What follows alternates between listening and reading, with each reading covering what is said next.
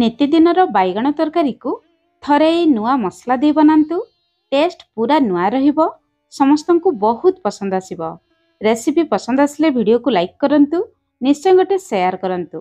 Channel नुआ थिले तळे थिबा ब्लैक कलर सब्सक्राइब बटन रे प्रेस करी प्लीज चैनल को सब्सक्राइब करंतु। जय जगन्नाथ। मु सस्मिता आपण समस्त को स्वागत करुछि सस्मिता स्टार किचन को। आजिर ए स्वादिया तरकारी बनाइबा पई एठी मु नेछि 350 ग्राम रो छोटो साइज रो बैगण। आपण माने जे कोनोसी साइज रो बैगण नै परिबे, किंतु बड़ साइज रो गोल भर्ता बैगण नेबे नाही। बैगण काटिबा पूर्वरु गोटे जगार रे अल्प पानी नेबा, पानी रे अल्प लूण देबा। बैगण काटी सारी लूण पानी रे पकेइले बैगण कळा पड़िबो नाही। तापरे हमें बैगण को काटिबा। आज हमें डेम्फ रखी काटिबा, किंतु डेम्फ पाखरे थिबा एई कंटा अंश को बाहर करिबा। कंटा अंश रहिले तरकारी रे खाइबा पई भल लागिबो नाही। तापरे मझिरु दुई फाळ करी काटिबा, किंतु डेम्फरे अल्प लागिथिबो जेमिति आपण माने वीडियो रे देखुचंती। तापरे पुनी मझिरु आउ दुई फाळ करी काटिबा। ता माने गोटे बैगण को चारि फाळ करी काटिबा। काटी सरिबा परे भल भाबरे चेक करिवे, बेले बेले बैगण भितरे पोक थांती। तापरे संगे संग पानी रे रखिबे, ताहले बैगण आ कळा पड़िबो नाही।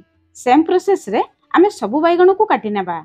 अच्छा दर्शक बंधु, आपण माने वीडियो केउठु देखुचंती आउ रेसिपी केमिति लागुछि निश्चय गोटे कमेंट्स करी जणांतु। ताहले मु आपण माननकु धन्यवाद जणाई परिबी। आउ आपनको कमेंट्स पढिले मते बहुत खुशी लागे। बैगण काटी सरिबा परे पानी रे रखिबा। सेपटे गोटे गिन्ना रे अल्प लूण, अल्प हळदी गुंड, अल्प लंका गुंड देबा। लूण हळदी लंका गुंड को भल भाबरे गळेबा।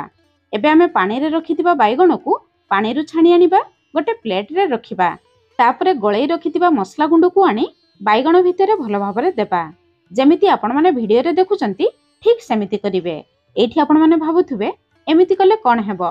एमिति कले बैगण भाजिबा समय रे बैगण भितरे मसला गुंड भल भाबरे लागि जिवो। तरकारी रे खाइबा समय रे बैगण आ फिका लागिबो नाही। सबु मसला गुंड आमे व्यवहार कले। एबे चलंतु तरकारी बनेबा स्टार्ट करिबा। कढ़ई गरम करी 2 रु 3 चामच सरिष तेल गरम करिबा। एई तरकारी सरिष तेल रे बनेबे खाइबा पई बहुत बढ़िया लागिबो। तेल गरम हि जिबा परे आमे बैगण को देबा।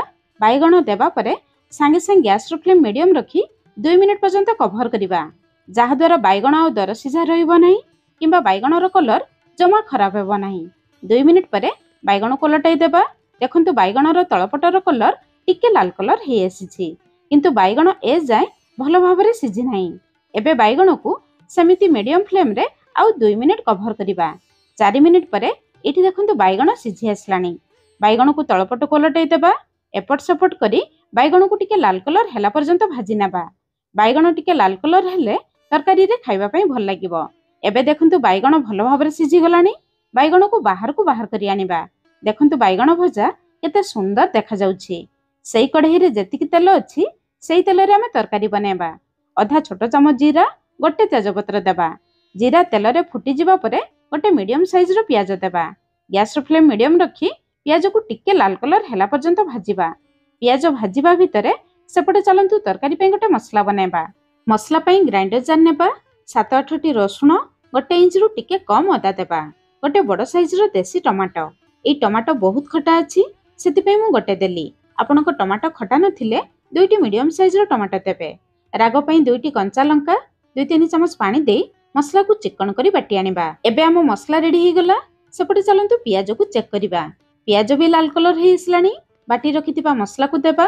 ग्राइंडर जार थोई 2-3 चमच पानी देबा। मसला को टिके गळेई नेबा। एबे मसला रे केवल मसला पई अल्प लूण देबा। बैगण पई लूण देथिले। अल्प हळदी गुंड देबा। बैगण रे अल्प हळदी गुंड भी देथिले। अल्प राग लंका गुंड देबा। जेतिके राग खाइबे सेही हिसाब रे लंका गुंड देबे। तरकारी रे भलो कलर पई अल्प काश्मीरी लंका गुंड देबा। एतिकी गुंड मसला छडा आउ किछि भी गुंड मसला देबा नाही।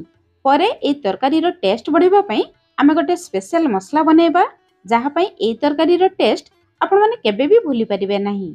एबे गैस रो फ्लेम लो मीडियम रखी मसला को कवर करी कसी नेबा। सेपटे चलंतु तरकारी पई स्पेशल मसला बनेबा। गोटे छोटो पैन रे गोटे बड़ चामच चिना बादाम देबा। एबे आमे चिना बादाम को भाजिबा। गैस रो फ्लेम लो मीडियम रखी 1 रु 2 मिनिट पर्यंत चिना बादाम को हल्का भाजिबा, बेसी पड़िबे नाही। चिना बादाम ऊपर हल्का हल्का लाल कलर हेला पर्यंत भाजिबा। तापरे गोटे बड़ चामच खंड नडिया देबा। खंड नडिया बदल रे आपण माने कोरा नडिया दै परिबे। जदि नडिया नथिबो नड़िया बदल में गोटे छोट चामच धला राशि दे पारिबे। केवल चिनाबादाम रे तरकारी बनैले एई तरकारीर टेस्ट केवल चिनाबादाम परि आसिबो। जदि चिनाबादाम सहित अल्प नड़िया किंबा अल्प धला राशि देबे ताहले एई तरकारीर टेस्ट बहुत बढ़िया आसिबो। नड़िया देबा परे आउ गोटे मिनिट पर्यंत नड़िया को भाजिबा। तापरे गोटे छोट चामच कंचा धनिया देबा, अधा छोट चामच जीरा देबा, जीरा धनिया सहित अधा चामच पानमधुरी देबा।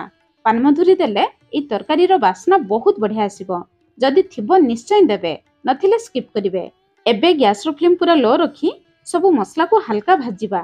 मसला को बेसी पोड़िबे नहीं। मसला हल्का भाजी जिबा परे देखिबे मसला रु बहुत बढ़िया बास्ना बाहरिबो।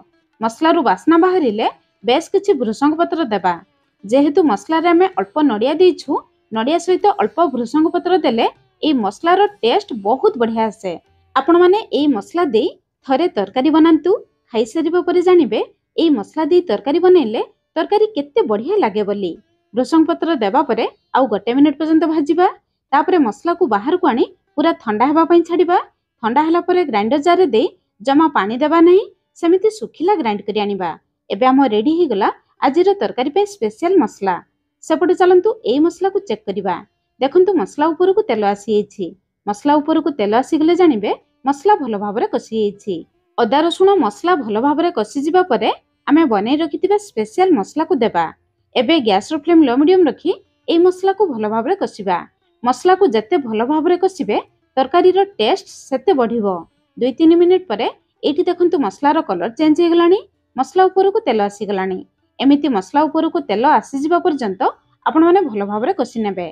तापरे तरकारी रे झोल पई अल्प गरम पानी देबा। एई तरकारी को आमे बेसी झोल करिबा नाही। पानी देबा परे गैस रो फ्लेम हाई रखिबा। पानी बहुत जल्दी फुटी जिवो। प्रथमे झोल को 2-3 मिनिट पर्यंत भलो भाबरे फुटेबा। झोल भलो भाबरे फुटी जिबा परे भाजी रखिथिबा बैगण को देबा। बैगण भाजिबा समय रे भलो भाबरे सिझी जाईछि। आउ बेसी समय झोल रे फुटेबा नाही, नहले झोल रे बेसी घांटी जिवो। तरकारी रे खाइबा पई जमा भल लागिबो नाही। शेष रे जदि आपण माने चाहिबे अधा छोट चामच गरम मसला गुंड देई परिबे, न देले भी चलिबो। अल्प किछि धनिया पत्र भी देई परिबे, न देले भी चलिबो।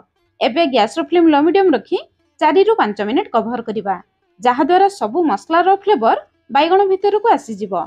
5 मिनिट परे एठी हम तरकारी रो फाइनल लुक देखंतु। तरकारी रो कलर देखंतु केते सुंदर देखा जाउछि।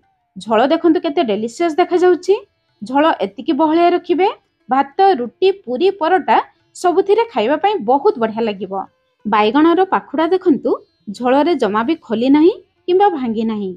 आपण माने निहाती थरे एई नुआ मसला दे बनांतु। केमिति लागिला निश्चय कमेंट्स करी जणैबे। आज पई रहिली, पुणी देखा हबा नुआ रेसिपी रे। धन्यवाद।